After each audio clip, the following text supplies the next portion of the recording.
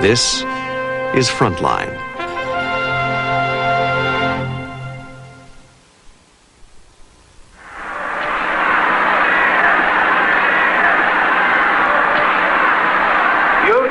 Fitzgerald Kennedy, do solemnly swear. I, John Fitzgerald Kennedy, do solemnly swear. As America watched the inauguration of John F. Kennedy on January 20th, 1961, the Mafia was watching too, watching with confidence and with apprehension. Part of the mob had joined in the vast coalition which had elected Kennedy. A few were even friends with his father. So help you God. So help me God.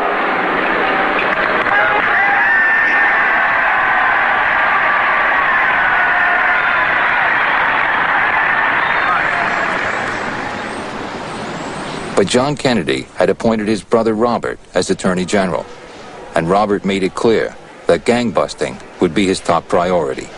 Mr. Kennedy, do you expect to delve into any particular fields when you take over as Attorney General? Well, I think that there are a number of areas where action is needed. I think that in the field of organized crime, I think it's in a very serious situation that's facing the country at the present time. Before the Kennedys, the mob had literally been getting away with murder.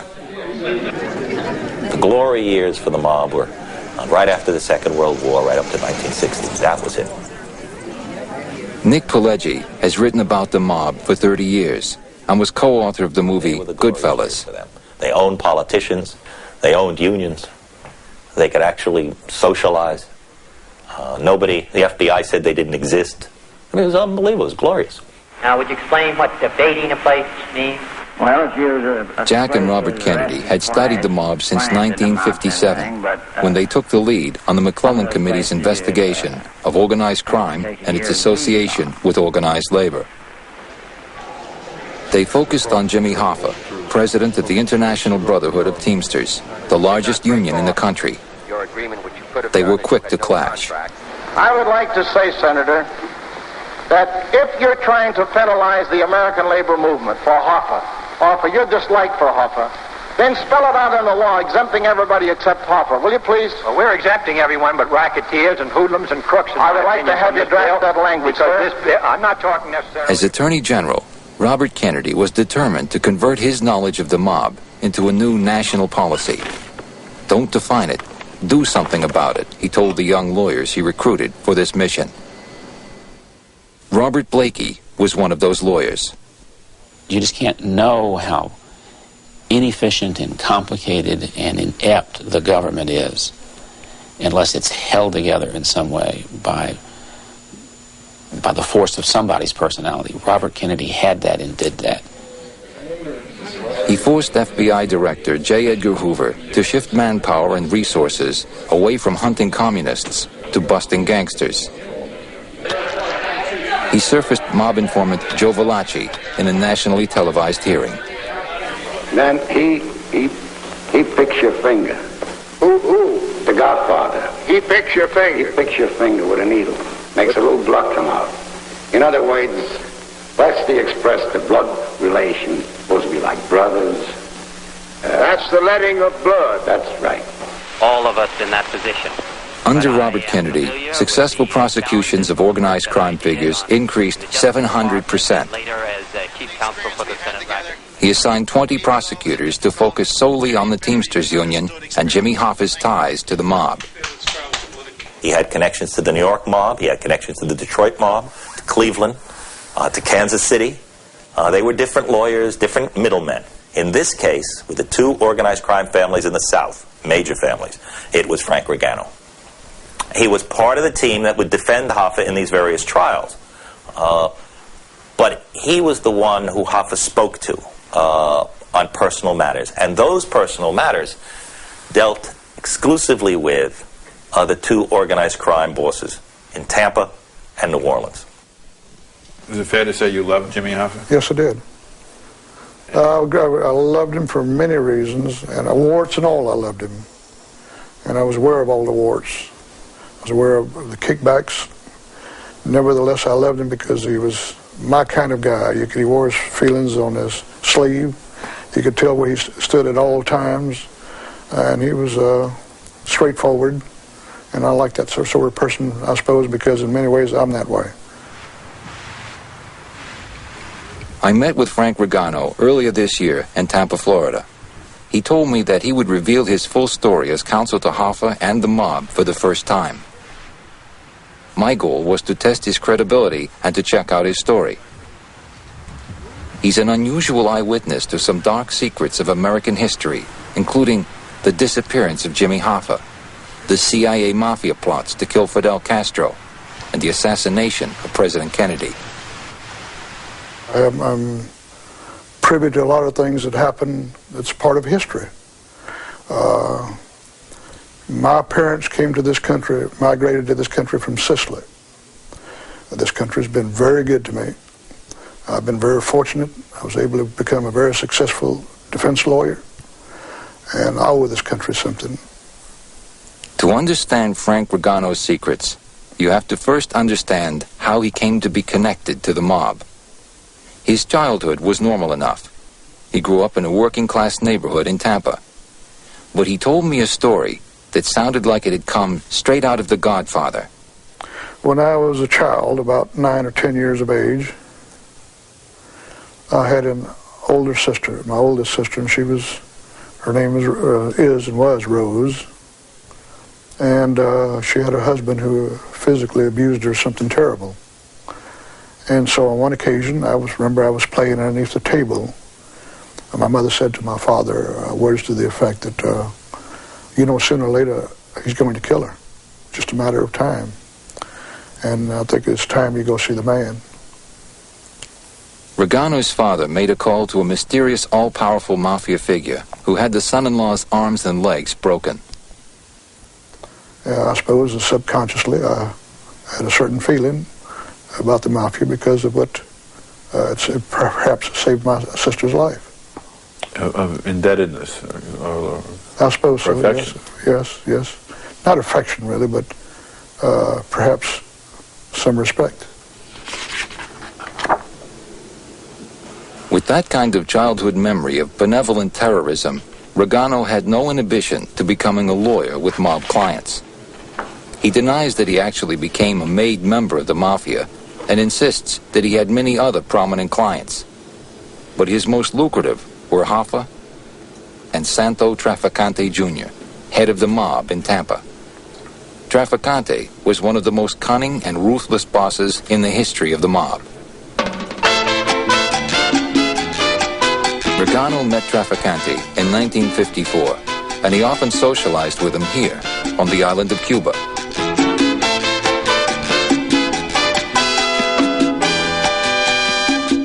Cuba before Castro was a gangster's paradise. Mobsters and celebrities alike flocked to this Caribbean hotspot, and Ragano often took along his movie camera.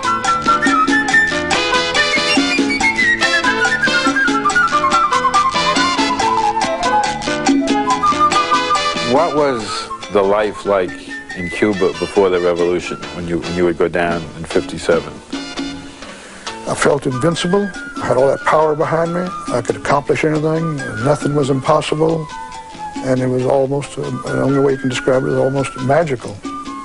They could open all sorts of doors and make almost anything possible. My wish was their command.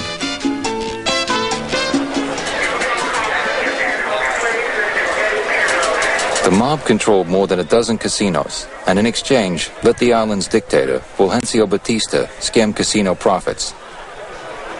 The Mafia's executive committee selected Maya Lansky of Miami and Santo Trafficante of Tampa to manage their cash cow. The mob trusted Trafficante to practice honor among thieves and give each family their fair share. When he was a power in Cuba, he, to a great degree, ran Cuba. He was very intimately involved with the ruling powers in Cuba. And as a result, he didn't have the kind of paranoia of the government looking at what he was doing all the time.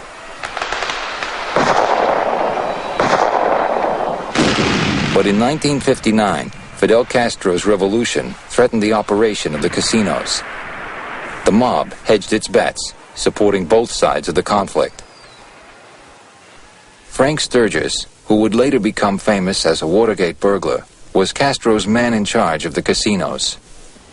What did Trafficante do covertly to help Castro when he was a revolutionary in the mountains? Give money to the underground, which he had many of the people of the underground working for him. Say, this is what he did. He supported them financially. After Castro took power, the future of the casinos was in doubt. The mob tried to keep Castro pleased. One casino donated a tractor to help agrarian reform. At one point, even Jimmy Hoffa got involved. After Castro's victory on New Year's Day, 1959, Hoffa began negotiating a Teamsters pension fund loan for a group of businessmen out of Ohio and Arizona for the purposes of sending a fleet of C-74 Globemaster aircraft to the new Cuban government. And this was going to be paid for in part by a Teamster pension fund loan, about $300,000-$400,000. In April of 1959, Castro double-crossed the mob, so to speak. All of a sudden, the order came down, close all the casinos in Cuba. And all the casinos in Cuba were closed. My people went over and says, hey, you're closed up. He exiles Carlos Marcello from Cuba, sends him back to New Orleans. Meyer Lansky flees the island, and Santo Trafficante is placed under arrest and imprisoned. Ragano says he helped get Trafficante safely out of Cuba. And they were going to execute him. They were going to put him before the firing squad. And I went down there and I met with the Attorney General. And as a result of that meeting, Santo was allowed to leave there. How much did you have to pay? I don't know that. I'm sure something was paid, but I have no idea what was paid. But I'm sure it cost a great deal. Unknown to Ragano, a gun runner by the name of Jack Ruby came into Cuba during this time. And according to documents and congressional testimony revealed years later, he met with Trafficante in jail. At the same time, Ruby offered bribes to the Cubans to get people out of prison. Angered at being thrown out of Cuba, the Mafia wanted to kill Castro. So did the CIA. They went to the mob for help. Because of his Cuban connections, the agency tried to recruit Trafficante. But according to Ragano, Trafficante believed it was impossible to assassinate Castro without getting killed in the process. So he decided to just play along with the CIA. It was just a big scam. There's no intention, no effort whatsoever, or any attempt made to assassinate Fidel Castro. I mean, Santo had lost millions of dollars in investments and holdings in the revolution, but he didn't want to think he could get back? No. He was very realistic, very philosophical about that. He thought that was a lost cause, especially after the Bay of Pigs. Santo was wise and clever beyond belief. In 1978, Trafficante was subpoenaed to testify about the CIA mafia plots before a congressional committee. It was a rare opportunity to see the mobster in public, but he had shrewdly made a special request to the committee. The witness having requested that he not be subjected to radio, television, or photographic coverage, the committee directs that all lenses be covered and that all microphones used for coverage be turned off at this time.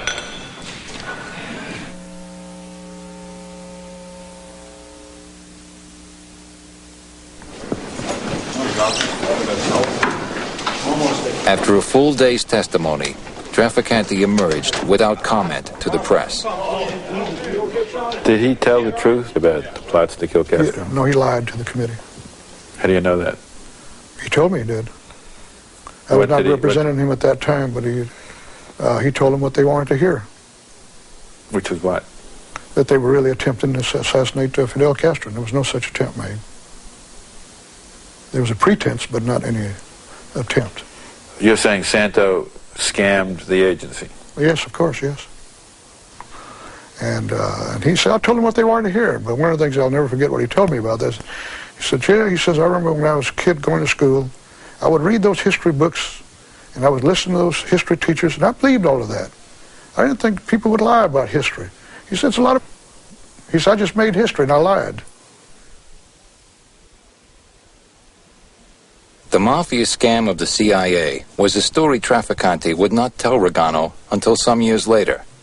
In the early 1960s, trust was just building between the mobster and his lawyer. Ragano's efforts to get Trafficante out of Cuba had solidified their friendship, and Ragano was surprised to learn that their fathers had known each other. He said, I guess you know my father helped your father some years ago. And I didn't know what he was talking about. I had no idea what he was talking about. He said, you know what I'm talking about? He said, your sister. Remember your sister? Her husband was beating her? Well, my father put a stop to that. And then, for the first time, I realized who my father had been to see.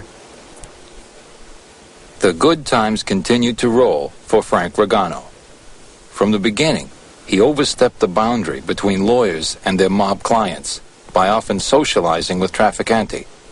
Ragano's wife, Nancy, often joined them. I had been with Santo and Frank many times for dinner. The man was an absolutely perfect gentleman. I liked him. I liked him an awful lot. He was well-read. He spoke to me in very, very kind terms. Very polite, low-key person. Trafficante was a godfather's godfather. His father had been a mob boss. In his 20s, Santo Jr. was sent to New York to be an apprentice under mafia boss Carlo Gambino. Trafficante had been raised as a mob prince. He had a sense of well-being. He had a sense of dignity. And so you could see right away that here was a man who didn't, who had a sense of his own worth and wasn't running from people and wasn't running from anything. That gave him tremendous power. It also meant that he was totally housebroken as a social being. And it would have been easy for a lawyer like a Frank Ragano to deal and act socially with Santo Trafficante. Trafficante wasn't hanging around a mob social club where, you know, all they did was punch each other in the arms and curse.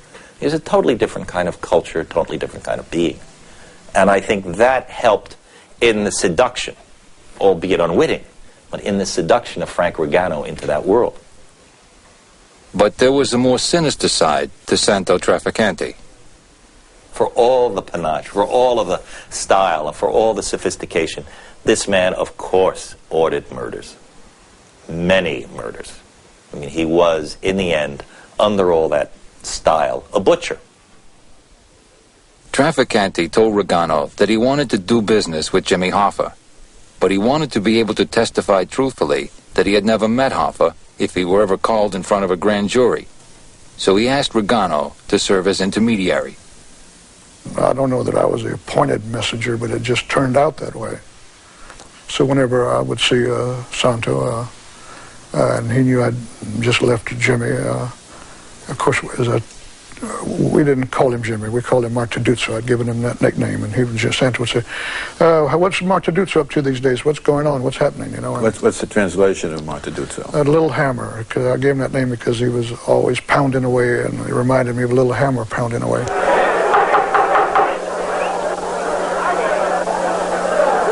My friends, and you are my friends since I'm a kid, 16 years old. Hoffa was a working-class hero to his union, but he was a corrupt savings and loan to the mob. He controlled $1.4 billion, which had been set aside for the retirement of thousands of rank-and-file truck drivers. The mob wanted to borrow money from the pension fund for risky business ventures. When Trafficante wanted a Teamster loan for himself or a friend, Ragano served as his broker, taking finder's fees for tens of thousands of dollars. They can lull you to sleep. In the early 1960s, Robert Kennedy came down hard on Jimmy Hoffa. 15 grand juries investigated the Teamsters on charges ranging from fraud to extortion to rigged elections. This is Gestapo tactics as never practiced even by Hitler, Mussolini, or Khrushchev. Hoffa was fed up. During a strategy meeting with his lawyers, he posed the question about Bobby Kennedy, who he had nicknamed Booby. What do you think would happen if something happened to Booby? That's where he put it. And Bill Buffalino spoke up and said, that's easy. He says, John Kennedy would be so, he says he probably would appoint somebody could be worse than Bobby Kennedy. And then Jimmy asked, the next question was, well, what if something happens to John Kennedy? What do you think will happen? And Bill says, well, he said, Lyndon Johnson hates Bobby as much as we do. And he'd kick us out, he'd get rid of him. And there'd be another attorney, there's no question about that, he'd get rid of him. And Jimmy said, well, that makes a lot of sense. Apparently, this wasn't the first time Hoffa had talked about killing one of the Kennedys. A year earlier, he told Ed Parton, a corrupt Louisiana teamster, that he wanted to kill Robert Kennedy. In September of 1962, Ed Parton and Jimmy Hoffa were having a conversation at Teamster headquarters. During the conversation, Hoffa insisted that he wanted to kill Bobby Kennedy. Before he died, Parton recounted Hoffa's plan for killing Kennedy. Moldea taped the conversation. So I want some plastic explosives. I want, when they go off, they'll burn it, and I have to burn all this up. And I said, you mean the kids too? He said, that's right. So they belong to that, don't they? I said, now wait just a minute. I said, I ain't going to be no part of listening to nothing about kids being killed. At Teamster headquarters in early 1963, Hoffa pulled Ragano aside. And he was ranting and raving for a while about this Kennedy, and everybody's going to go to jail, and they just have got to get rid of John Kennedy. Again, I think he used the word kill even, killed John Kennedy. And then he asked me when I was going to see my friend again, and he was referring to Santo. He never called him by name. And I told him I was planning on flying into New Orleans that evening, which I did. Ragano went to meet with Santo Trafficante and New Orleans mob boss Carlos Marcello. The two mobsters were uncommonly close. They shared a southern base, business ventures in Cuba, and alliances with the Teamsters. 2 years earlier, Marcello had been abruptly grabbed off the street and deported to Guatemala by the Justice Department. When he returned, his humiliation fueled his hatred for the Kennedys. Ragano met the two men at the Royal Orleans Hotel. I said, you never guess what Martin Luther wants you to do. Santo said, what? And I said, he wants you to kill the president.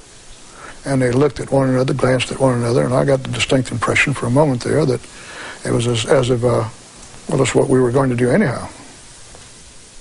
A similar discussion had taken place 4 months earlier at a remote farmhouse outside of New Orleans.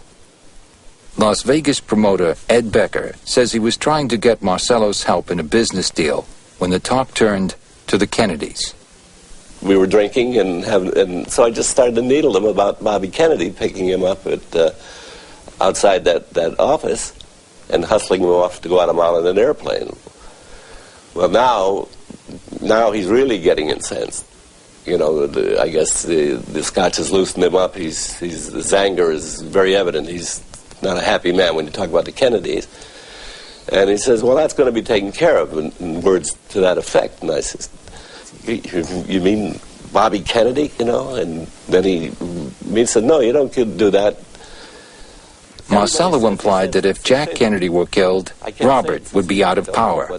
But what it really came down to was he was talking about you cut off the head and the tail dies. And so right away I'm saying, well, whoa, this is a different story. And I get the idea now, that he's really serious about it. His drinking there, and really frightened me, really did. Could a president continue to serve as president if he were in prison? There's nobody in prison. There's no need to make an answer to such a question. By the fall of 1963, Robert Kennedy's Justice Department had produced results. Hoffa was under 2 indictments. Marcello was facing trial, and Trafficante was under investigation. But the war on organized crime would change dramatically on November 22nd. Bulletin, Dallas. 3 shots were fired at President Kennedy motorcade today in downtown Dallas. The first reports say, here it is, flash, Washington, government sources here in the capital say, President Kennedy is dead. I went into the office, and my staff was in a state of hysteria. The radio was blaring, and their secretaries were crying, and as I passed the receptionist, she said to Mr. Hoffa's on the phone. So I went back to my office, and Jim was on the phone, and I said, hi, Jim, and he said, did you hear the good news? They shot they killed the... I knew how much he hated the Kennedys, but it was like perhaps the best day of his life. I mean, it was just, and in all candor, I must say it, I was terribly happy. My client's enemies became my enemies. Trafficante also called Ragano that day and suggested that he and Nancy meet him at the International Inn to celebrate. And we went into the lounge and we were toasting, and the assassination of the president, and he was beside himself. And he was what was he saying? We got rid of that Bobby Kennedy. Maybe they'll get off of Jimmy's back, and they'll get off of Carlos's back, get off our backs. I think the only way that I can describe, I was horrified, absolutely horrified, hearing the two of them toast to that assassination. And I slammed my glass down, and I turned and I just fled. It was more than I could take. Did a part of you want to leave with her? Or you Oh, yes, of course, yes. I wanted to leave with her, but then I felt that Santo would think less of me, I tried to put myself in his shoes, and he wouldn't have done that. For a fleeting moment, that night before I stormed out, for a fleeting moment, I had a feeling that Santo had something to do with that.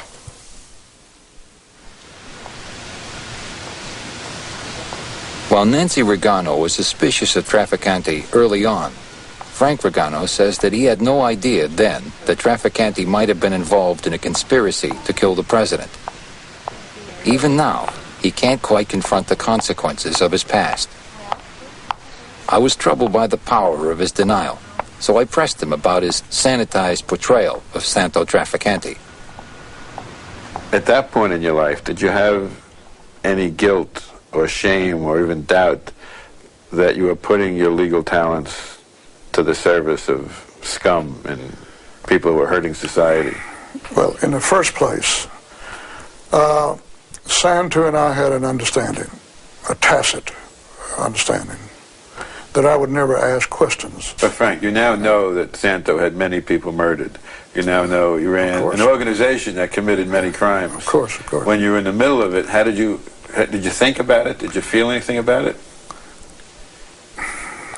It's difficult to answer, and the only way my feelings at the time were that I was not, and perhaps I didn't want to believe it, but I was not aware of the fact that Santo, I didn't believe, as a matter of fact, that Santo was guilty of any violent crimes. I thought, if anything, he was engaged in white-collar crimes. What if you had pressed him for details? I wouldn't be sitting here, and you wouldn't be interviewing me at this time. Well, how do you square that with knowing he would kill you, his beloved lawyer, with saying, well, he just was involved in white-collar crime? I didn't think in those terms back then. I do now in retrospect. But in those days, I felt perfectly safe with him. And that because of this understanding we had, he would only tell me what he wanted me to know. And I felt very comfortable with that arrangement. Now, of course, in retrospect, it was obviously wrong. And I think that it was due to the fact that I was extremely ambitious. And I, very frankly and candidly, enjoyed the publicity that it gave me. I became nationally known as a defense lawyer. And I have represented the so-called bad guys, but we often forget that the Bill of Rights was designed not only for the good guy, but for the bad guy as well. And when you protect... And the way I evaluated it at the time was representing Jimmy Hoffa, Santo Trafficante, or Carlos Marcello, was tantamount to a corporate lawyer representing General Motors.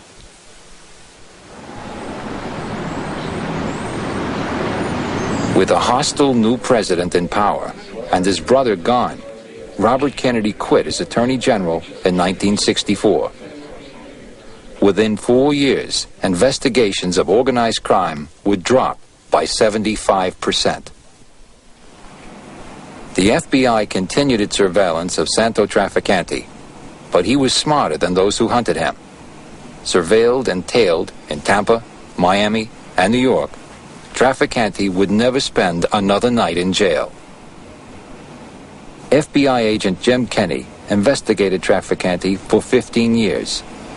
Our investigation of Santo Trafficante throughout the years proved to be frustrating in that he did maintain this low profile, and he was very, very circumspect about whom he would talk with, meet with, and it made it extremely difficult to develop sources of information who could get close to him and provide us with the probable cause to go further with our investigations.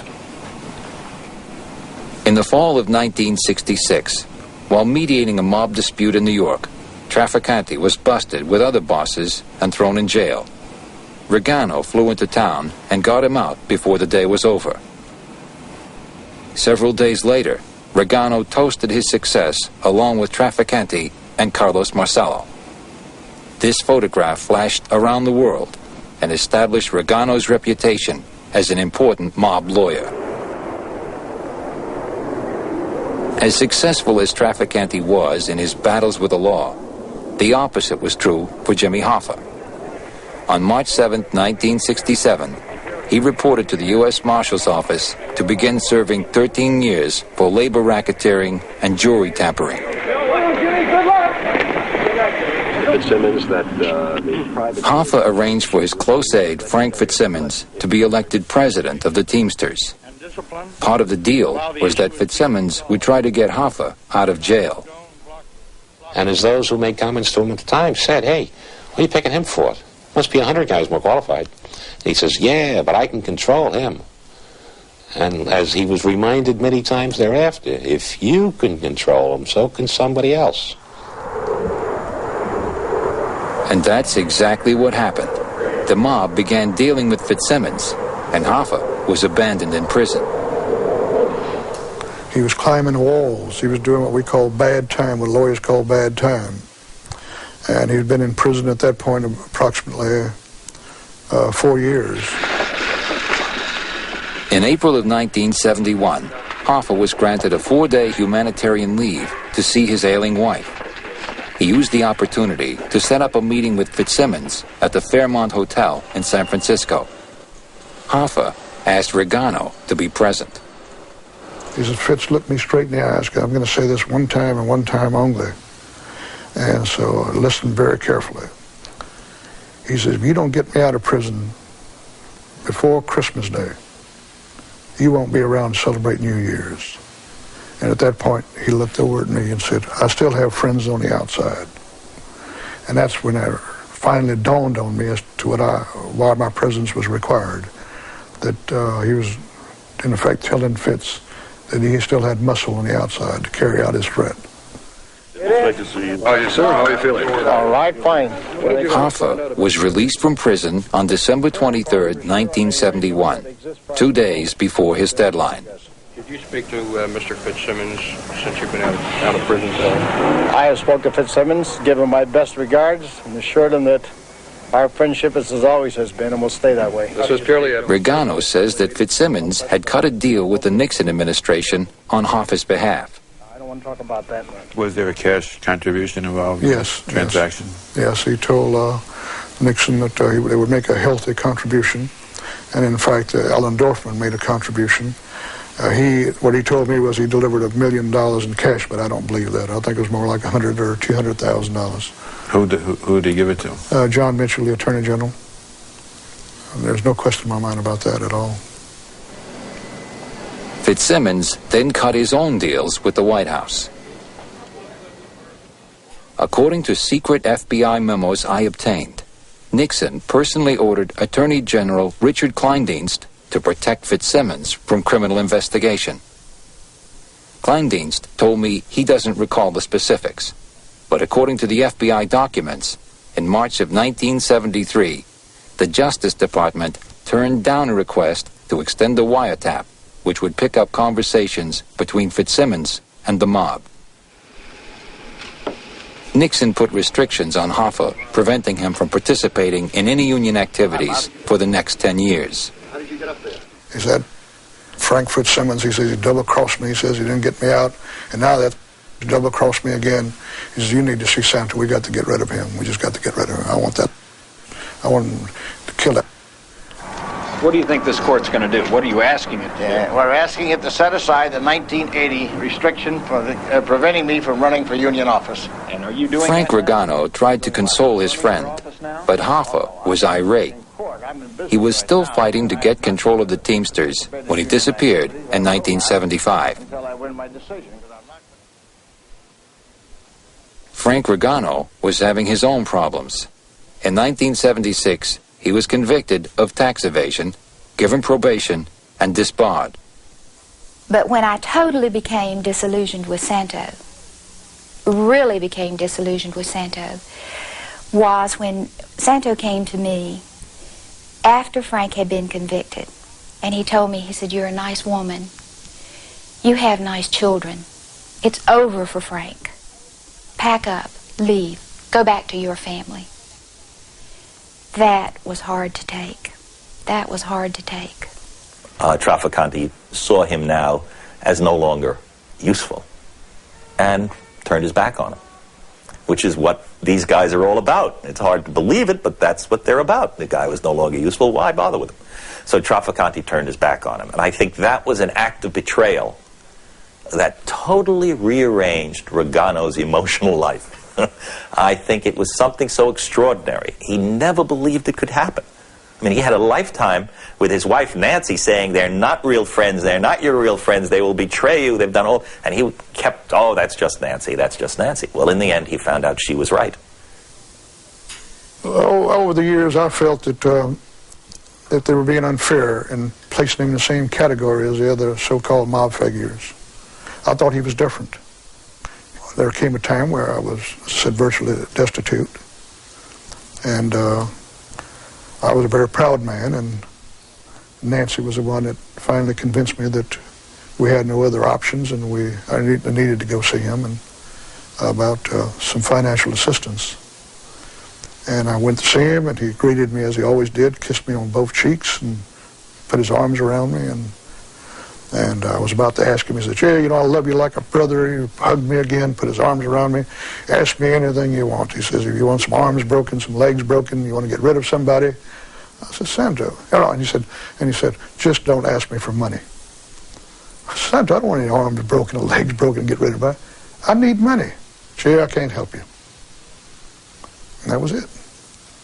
And I was flabbergasted. And then finally dawned on me that he was no different than the rest of them. And they abandoned you. And I thought ours was a special relationship.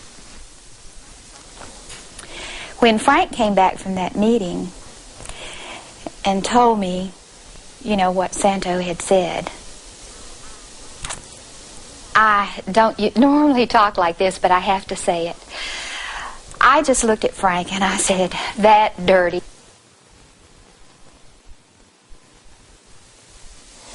I hadn't given that any thought. Frank Ragano was unable to work for 5 years until the courts finally reinstated his law license in 1981. When an ailing Santo Trafficante was indicted for racketeering in 1983, he realized Ragano had become useful once again and asked him to help with the defense. He told Ragano that he was afraid of dying in prison. And I felt obliged to represent him, knowing that he would not represent me if the shoe was on the other foot. But I had to live with myself. If I'd had my way, Frank would not have represented him. As far as I was concerned, this man meant nothing to me anymore. I hoped he hadn't meant anything to Frank. But there was something left that Frank had to do for him at that last trial. In 1986, the two men showed up for their last legal battle together. A grateful Trafficante had a private conversation with his godson, Frank Ragano's son Chris. He offered to have the legs broken of anyone who was giving his godson trouble. For Santo Trafficante, violence was an expression of intimacy. In the end, the judge declared a mistrial, saying there wasn't enough evidence to proceed further, and Trafficante escaped jail one final time. A year later, Trafficante was dying. Facing heart surgery, he was unlikely to survive. He summoned Ragano to his house for one last conversation. And he just wanted to get some things, I suppose, off his chest, and what he was in effect doing was telling me about mistakes he'd made in his lifetime, and if he had how he would do things differently if he had his life to live over again. And that's how it got started. For the first time in 30 years, Ragano asked Trafficante a direct question. It's the only time I asked him during those conversations we had for some hour and a half. The only time I asked him a question outside of legal proceedings, I asked him, I said, what happened to Mark Tadutsu? And he told me the story. Who did Santo tell you killed Jimmy Hoffa? Fitz and the mob. Why? They didn't want him back into the Teamsters. They were very comfortable with Fitz. He couldn't say no to requests for loans, and that's what Santo was telling me on his. Could Santo have stopped the murder? Yeah, and that's why he asked me not to say any questions. He said, "Yeah," he says, he says my hands were tied. He said, but I thought maybe you could have gotten word to Mark Tadutsu, and maybe that wouldn't have happened. He says, I know how much you liked them. He says, but my hands were tied. And I was afraid that they knew I was telling you this, that I would have problems with my friends up north. But the most startling revelation in this deathbed conversation concerned the assassination of President Kennedy and the involvement of Carlos Marcello, the New Orleans mob boss. And he said that Carlos had, when he got rid of Giovanni, he called John Kennedy Giovanni in Italian as John, as I knew he was referring to. And then they said that they should have gotten rid of Bobby instead. Well, when he says Carlos, what does that mean? That they should have killed Bobby instead of John Kennedy. That's a clear message to me. It's very clear to me. Santo Trafficante died 4 days later. I have never been a conspiracy thinker or an assassination buff. I was with Robert Kennedy writing a biography when he was killed in 1968, and I've had an aversion to the subject ever since.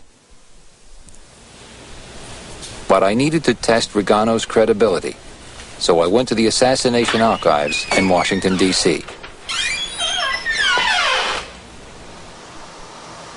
I was familiar with the general findings of the House Assassination Committee in 1979. It found, for example, that there was a conspiracy to kill the president, although the committee said it could not conclusively prove who was behind the conspiracy. But it did say that both Santo Trafficante and Carlos Marcello had the motive, means, and opportunity to assassinate President Kennedy. According to committee documents, Carlos Marcello had credible associations to Jack Ruby and Lee Harvey Oswald. There was also testimony that linked Trafficante to the assassination. A highly trusted FBI informant named Jose Aleman testified in secret session that Trafficante told him in September of 1962 that Kennedy was, quote, going to be hit, end quote. Mr. Aleman, do you solemnly swear the evidence you're about to give this committee will be the truth, the whole truth, and nothing but the truth, so help you God? Thank you. But when he went into public session, Aleman, who by now was in fear for his life, changed his story. Prior to that, had you heard the expression, he's going to be hit, the term before? Are you familiar with that expression? Well, it's going to be hit with a lot of votes from the Republicans or anything like that. I didn't have any idea at that moment. That's why I want to bring this to the committee. In the end, the committee, in what it called its duty to be cautious and because of a lack of direct evidence, did not commit to the involvement by Trafficante or Marcello in the assassination. That was 13 years ago. To clear up the committee's ambiguous conclusion, I looked up the man who wrote the report, the chief counsel for the Assassinations Committee, Robert Blakey. The same man who worked for Robert Kennedy fighting organized crime in the early 60s. Blakey, who is now a professor of law at Notre Dame, has recently had extensive conversations with Frank Ragano. Do you believe that Santo Trafficante and Carlos Marcello had the intellectual and conceptual imagination to organize a successful conspiracy to murder the president? I not only believe they did, I think it's most likely explanation of what happened. Mr. Chairman, Blakey says that there are 3 independent witnesses who support Ragano's story. FBI informant Jose Aleman, who committed suicide in 1983. Mobster Johnny Rosselli, who implicated the mafia in conversations with journalist Jack Anderson. Rosselli was then murdered in 1976. And Ed Becker, who said Marcello planned to recruit a nut to kill the president. Well, did he actually say that he was going to get a nut to do the assassination so it can't be traced to him? Well, I said, that's right away they know it's you, Carlos. I mean, you've got everything going for you. You're the one that hates him. Everybody knows this, There's nowhere you get a nut to do this thing and nobody's looking at you. Oh, okay.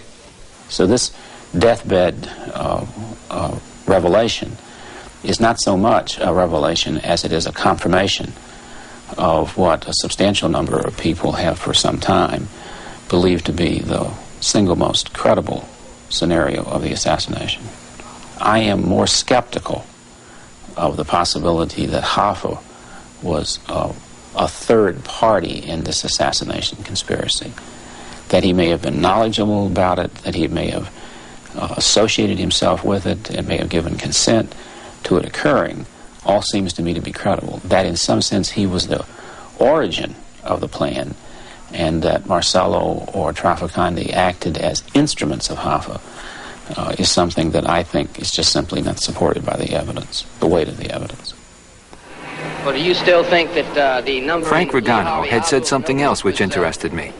He had attended the 1969 trial in New Orleans, where District Attorney Jim Garrison claimed that the CIA, not the mob, was behind the assassination. Ragano got to know Garrison and went out drinking with him during the trial. What is your view of the trial and Jim Garrison? He was doing it to further his own political career. He had aspirations of running for the governorship. Carlos told me that he was his man. He spoke very highly of Carlos. What was the context of Carlos Marcello telling you that Jim Garrison was his friend, and what did that mean? That Garrison was really trying to protect the mob, that he wouldn't do anything to say anything derogatory about the so-called mob and Carlos. If you want to say it, his investigation, the subtitle should be Anybody But Marcello. You want to ask yourself, could Carlos Marcello have influenced Garrison? And the answer is, he could have, he was.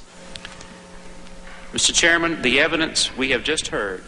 In 1979, while Blakey was finishing the Assassination Committee's report, the FBI launched a sting operation which ensnared Carlos Marcello. An undercover informant, wearing a hidden microphone, was recording hundreds of hours of conversations with Marcello.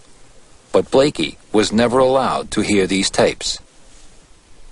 Indeed, at one stage, an assistant director of the FBI told me that Carlos Marcello discussed the assassination on one of these tapes. And I just went ballistic. I said, I've got to see it. I've got to understand it. He said, no, I couldn't have it. The FBI still has the tapes. But 2 months ago, Congress passed legislation which will eventually make public most of the assassination files, including the Marcello tapes. One more piece will then be added to the jigsaw puzzle we've been looking at for almost 30 years. There'll always be an element of mystery about November 22nd, 1963. But the pieces that Frank Ragano has added make it all the more probable that the faces in the puzzle include Carlos Marcello, now 82, and Santo Trafficante.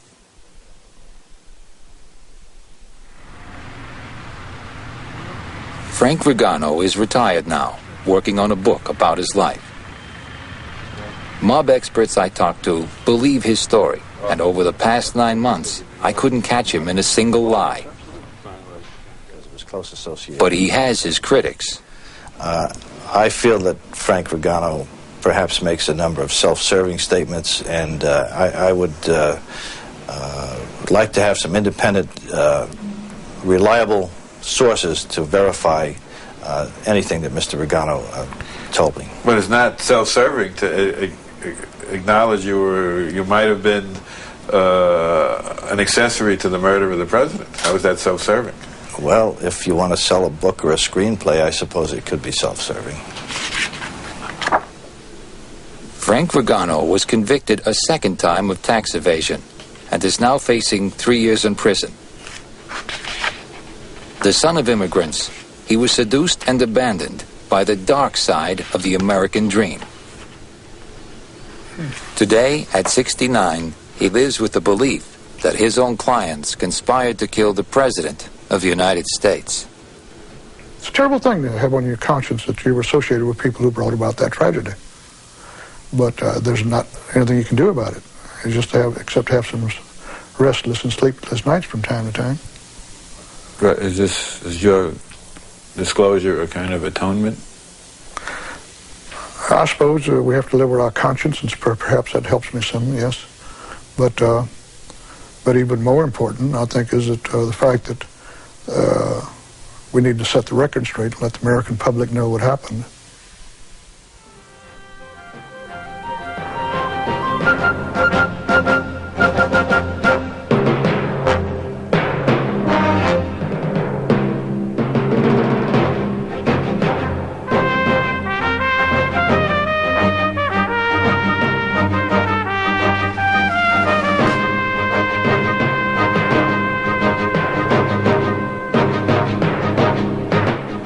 Coming up, it's a provocative look at a very sensitive subject. KTCA Reports is next. And later, John Cleese returns as the bumbling hotel proprietor Basil Fawlty. It's Fawlty Towers, tonight at 10 here on Channel 2.